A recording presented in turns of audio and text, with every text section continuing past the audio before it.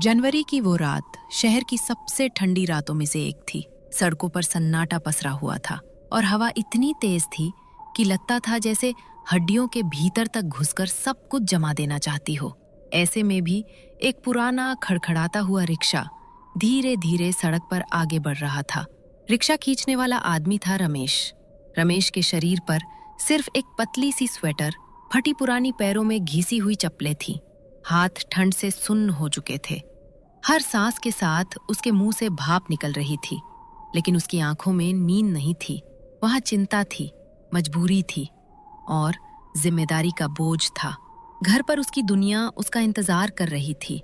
झुग्गी के उस छोटे से कमरे में उसकी पत्नी सीता, बूढ़ी माँ शांता देवी ठंड से सिकुड़कर एक दूसरे से चिपके सोने की कोशिश कर रहे थे। घर में बस एक पुरानी रजाई थी जो सबके लिए नाकाफी थी। कोने में रखा चूल्हा ठंडा पड़ा था क्योंकि लकड़ी और कोयला दोनों खत्म हो चुके थे। सीता ने कहा, आज जल्दी आ जाना, आज बहुत ठंड है। रमेश ने कुछ नहीं कहा था। वो जानता था जल्दी आना तभी मुमकिन है जब कमाने के लिए कुछ मिल जाए। रात के 10 बज चुके थे। अब तक सिर्फ 2 सवारियां मिली थी। किराया इतना कम कि उससे आधा किलो सब्जी भी नहीं आ सकती थी। रमेश ने रिक्शा एक चाय की दुकान के पास रोक दिया। दुकान पर आग जलाई गई थी और कुछ लोग हाथ सेक रहे थे। रमेश भी चुपचाप पास खड़ा हो गया। आग की हल्की सी गर्मी ने उसके जमे हुए हाथों में थोड़ी जान फूकी। दुकानदार बोला, आज बहुत ठंड है रमेश, क्यों निकल पड़ा है इतनी रात में?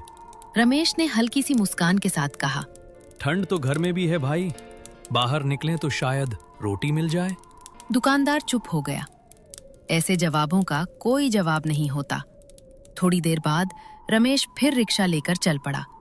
सड़क पर एक आदमी खड़ा था, हाथ में बैग, बदन पर मोटा कोट। स्टेशन चलोगे? हाँ साहब, बैठिए। रिक्शा आगे बढ़ा। हवा और तेज हो गई थी। रमेश की सांसें भारी होने लगी, लेकिन उसने रफ्तार कम नहीं की। स्टेशन पहुंचकर आदमी ने किराया दिया और जाते जाते बोला, इतनी ठंड में भी काम कर रहे हो, हिम्मत है तुम में। रमेश कुछ नहीं बोला। वो नहीं जानता था कि इसे तारीफ समझे या ताना। रात गहराती जा रही थी। सड़कें लगभग खाली थीं। ठंड अब चुभने लगी थी। पैरों में जैसे सुइयां चुभ रही हों। रमेश का मन किया कि कहीं रुक जाए, किसी कोने में बैठ जाए, लेकिन तभी उसे मोहन की खांसी याद आ गई। मोहन पिछले कई दिनों से बीमार था। डॉक्टर ने दवा लिख दी थी, लेकिन दवा लेने के लिए पैसे नहीं थे। कल जरूर दवा ले आऊंगा। ये वादा रमेश ने खुद से किया था। अचानक रिक्शा का पहिया एक गड्ढे में फंस गया। जोर का झटका लगा। रमेश गिरते गिरते बचा, लेकिन उसके हाथ में तेज दर्द उठा।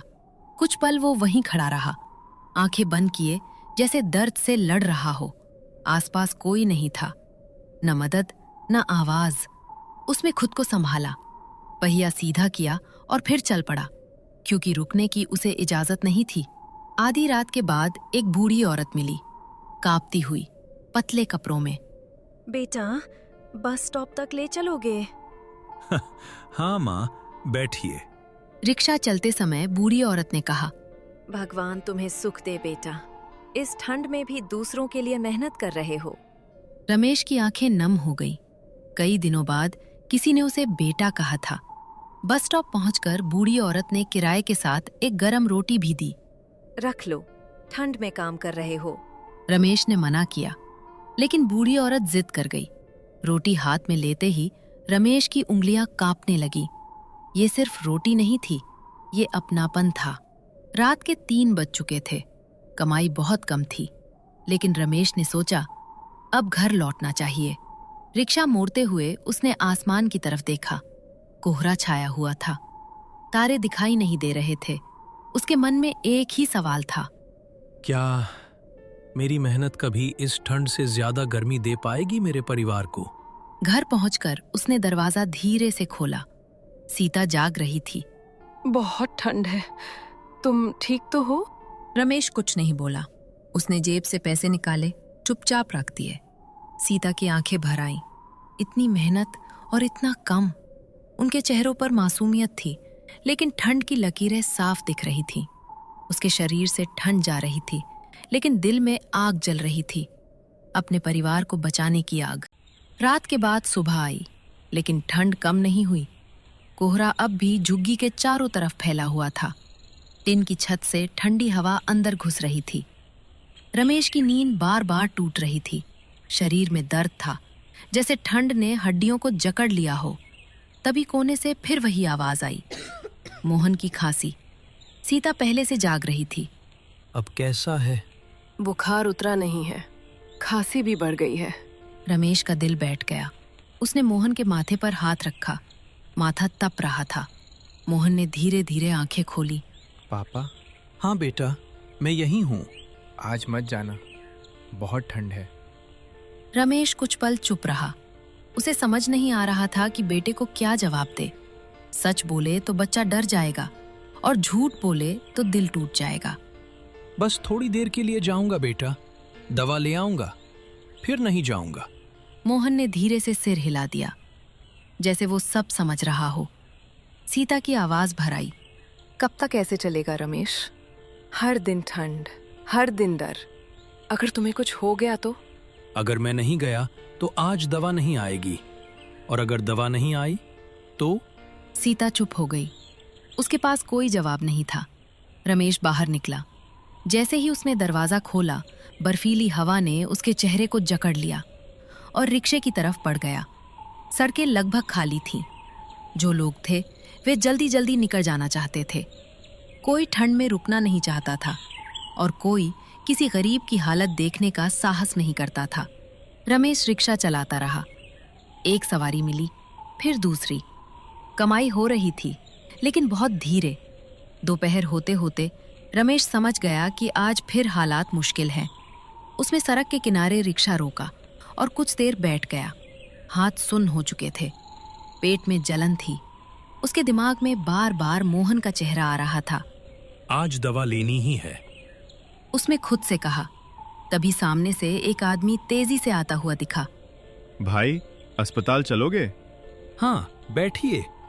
आदमी रिक्शे पर बैठते ही बोला, जल्दी चलो, मेरी बेटी आईसीयू में है। डॉक्टर ने कहा है कि आज का दिन बहुत जरूरी है। अगर देर हो गई तो? उसकी आवाज टूट गई। रमेश ने बस इतना कहा, भगवान सब ठीक करेगा। रिक्शा अस्पताल के गेट पर रुका। आदमी जल्दी जल्दी नीचे उतरा। उसने जेब से पैसे निकाले, गिने, फिर रुक गया। भाई, पूरे पैसे नहीं हैं, बाद में। रमेश ने उसकी तरफ देखा। एक पल के लिए उसे अपनी हालत याद आई। ठंड, भूख, बीमार बच्चा। कोई बात नहीं साहब, पहले बेटी को देखिए। आदमी हैरान रह गया। आदमी की आंखें भर आईं। वो बिना कुछ बोले अंदर चला गया। शाम को रमेश घर लौटा। उसके हाथ में दवा थी। सीता ने जैसे ही दवा देखी, उसकी आंखों से आंसू निकल आए। दवा आ गई? रमेश ने सिर हिला दिया। मोहन को दवा दी गई। कुछ देर बाद उसकी खांसी थोड़ी कम हुई। वो गहरी सांस लेकर सो गया। रमेश दीवार के सहारे बैठ गया। आज पहली बार उसे लगा कि उसने सही किया है। अगली सुबह झुग्गी के बाहर हलचल थी। कुछ लोग खड़े थे। सीता डर गई। तभी एक आदमी ने अखबार आगे बढ़ाया। पहले पन्ने पर रमेश की तस्वीर थी। शीर्षक पढ़कर सीता की आंखें भर आईं। ठंड में भी इंसानियत जिंदा है। रिक्शा वाले ने आईसीयू जा रहे पिता से नहीं लिया पूरा किराया। रमेश चुपचाप अखबार देखता रहा। उसे समझ नहीं आ रहा था कि ये सब क्या है। उस दिन के बाद चीजें बदलने लगी। कोई कंबल दे गया, कोई बच्चों के कपड़े। किसी ने कहा, हिम्मत मत हारो। कुछ दिन बाद वही आदमी आया जिसकी बेटी आईसीयू में थी। मेरी बेटी बच गई, डॉक्टर बोले सही समय पर पहुंच गई थी। तुमने उस दिन सिर्फ किराया नहीं छोड़ा था, तुमने उम्मीद दी थी। उसने रमेश को एक छोटी सी नौकरी दिलवाई। पक्की तनख्वाह, तय समय। कुछ महीने बीते। अब ठंड वैसी नहीं लगती थी। बच्चे स्कूल जाने लगे। सीता के चेहरे से डर धीरे धीरे कम हो गया। एक रात रमेश बाहर खड़ा था। ठंडी हवा चल रही थी। अभी ठंड बहुत लगती है? रमेश हल्की मुस्कान के साथ बोला। लगती है, लेकिन अब डर नहीं लगता। उसने आसमान की तरफ देखा और धीरे से कहा, गरीबी सबसे ठंडी होती है, लेकिन इंसानियत अगर जिंदा रहे तो वही ठंड रास्ता भी दिखा देती है।